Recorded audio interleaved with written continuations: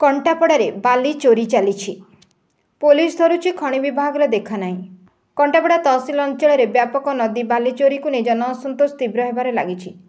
गत किछि दिन तले अंचल अंडेईसाही ब्राह्मणबटी और धानमंडल ग्रामर किछि व्यक्ति जिलार उपरस्थ अधिकारी को भेटी अंचल बाली चोरी और तज्जनित समस्या संपर्क में अवगत कराइथिले।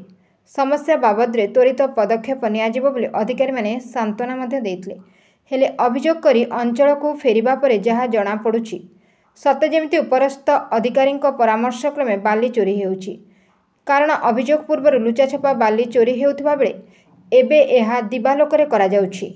ए परिस्थळे खबर पाई गोविंदपुर पुलिस रास्तारू चोरा बाली बोझे हाइवा जबत करथुबा बेले जिला खनि विभाग कर्मचारी देखा मिलुनाई।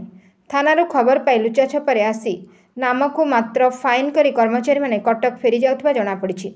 विभाग एपरी कार्य अंचलवासी अतिष्ठ हो पड़ता बेले खूब शीघ्र यह जन असंतोष तीव्र होब बोली जଣା पड़लानी।